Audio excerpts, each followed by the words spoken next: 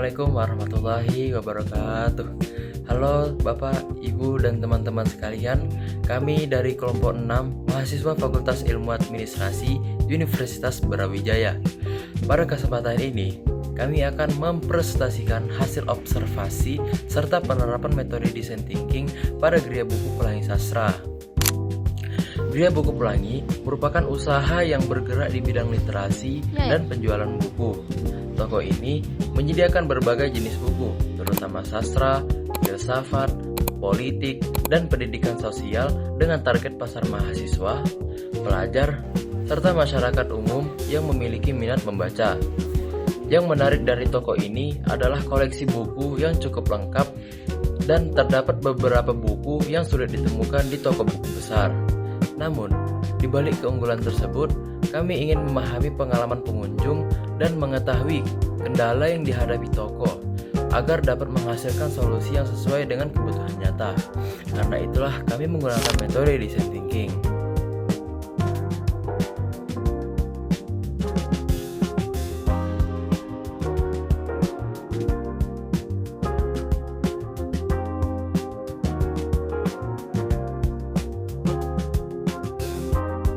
Tahap pertama yang kami lakukan adalah empathize.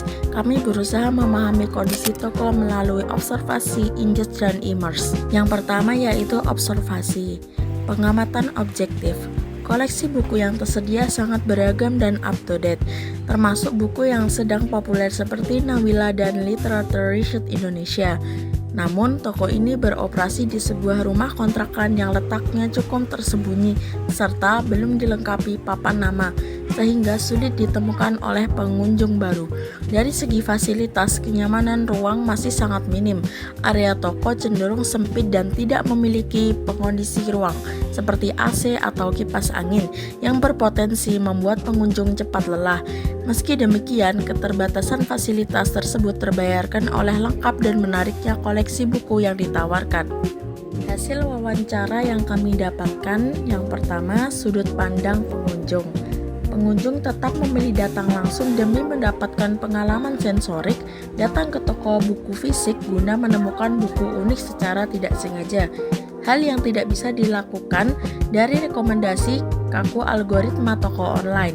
Pengunjung juga menilai transaksi digital terlalu kaku dan sering memicu kekhawatiran terkait maraknya peredaran buku bacaan.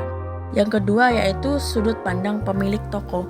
Pemilik menegaskan jauh lebih menyukai transaksi secara offline karena keuntungan masuk bersih ke toko. Berbeda dengan jalur toko online yang terbebani oleh potongan-potongan biaya admin platform yang tinggi. Dan juga terungkap alasan dibalik lokasi toko yang sulit dikenali, pemilik kontrakan melarang keras memasangkan pelang atau penanda nama toko di area rumah tersebut. Namun telah terdapat negosiasi. Hal inilah yang menjadi akar masalah mengapa toko fisik ini tersembunyi bagi pengunjung baru. Yang kedua, kami akan membahas ingest, di mana kami mewawancarai pemilik toko buku. Kami menggali aspek sejarah di mana toko ini awalnya dibangun bersama komunitas membaca dan saat ini dikelola secara mandiri oleh suami narasumber. Dari sisi bisnis, beliau memaparkan tentang nyata dalam pengelolaan operasional serta sinkronisasi stok antara toko fisik dan toko online.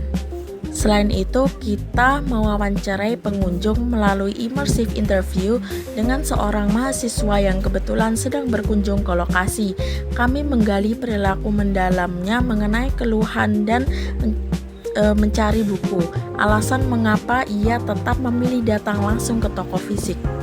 Nah, di sini kami mendapatkan surprising insight yang dimana toko buku fisik di era digital telah bergeser fungsinya, bukan lagi sekedar tempat transaksi jual beli komoditas, melainkan telah bertransformasi menjadi ruang terapi psikologis untuk melarikan diri sejenak dari penatnya tugas dan layar gadget, sekaligus berfungsi sebagai kurator kepercayaan anti-scam filter di mana pembeli rela membayar harga penuh demi jaminan keaslian produk 100%.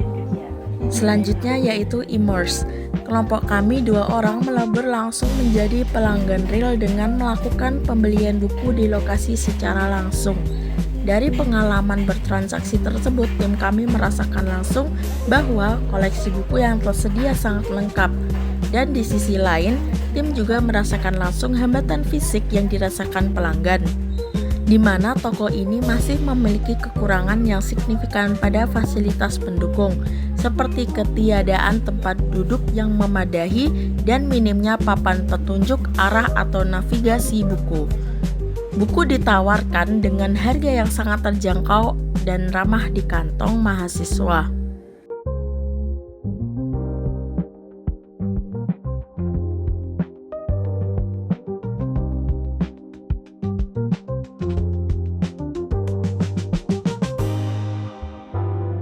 Setelah melakukan tahap observasi dan wawancara, kita akan masuk ke tahap define, yaitu menentukan permasalahan utama. Nah, kita menemukan beberapa kendala seperti sistem katalog yang tidak diupdate secara berkala, pencatatan operasional yang masih sangat sederhana, dan kurangnya sumber daya manusia yang dipekerjakan, yaitu tidak ada karyawan yang dipekerjakan dalam toko tersebut.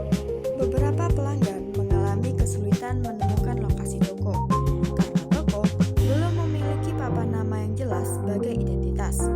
Hal itu juga kami rasakan ketika kami pertama kali datang untuk melakukan tahap observasi. Nah, oleh karena itu, kami memutuskan untuk memfokuskan solusi pada peningkatan visibilitas dan kemudahan pelanggan dalam menemukan lokasi toko.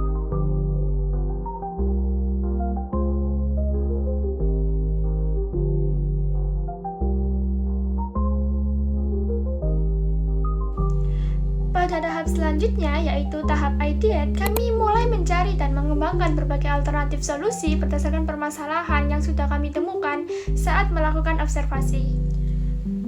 Pada tahap ini, kami melakukan diskusi untuk menghasilkan beberapa ide yang sekiranya dapat membantu dan menjawab kebutuhan konsumen.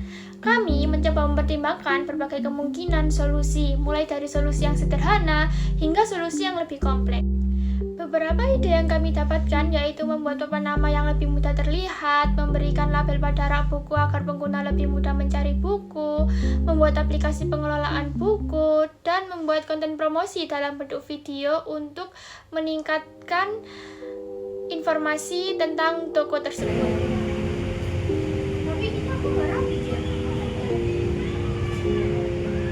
Lalu berikutnya kita akan masuk ke tahap prototype. Pada tahap ini, kami merancang sebuah prototype berupa papan nama untuk toko buku Gria Pelangi Sastra. Papan nama ini ditempatkan di area depan sehingga memudahkan pengunjung yang akan datang. Selain itu, desainnya dibuat dengan mempertimbangkan kemudahan membaca dari arah jalan. Setelah prototipe selesai dibuat, kami melanjutkan ke tahap testing. Pada tahap ini, kami melakukan simulasi dan meminta pendapat terkait solusi yang telah dibuat. Kami mencoba melihat apakah papan nama dapat membantu meningkatkan visibilitas toko dan mempermudah orang mengenali lokasi toko. Dari hasil testing, solusi papan nama dinilai dapat menjadi alternatif yang membantu pelanggan menemukan lokasi toko dengan lebih mudah. Namun, masih terdapat ruang pengembangan seperti penyesuaian ukuran, desain, dan material agar dapat diterapkan secara lebih optimal. Melalui proses design thinking ini, kami belajar bahwa solusi yang baik tidak hanya berasal dari ide, tetapi juga dari proses memahami pengguna dan melakukan evaluasi terhadap solusi yang telah dibuat. Sekian presentasi dari kelompok kami. Terima kasih. Wassalamualaikum warahmatullahi wabarakatuh.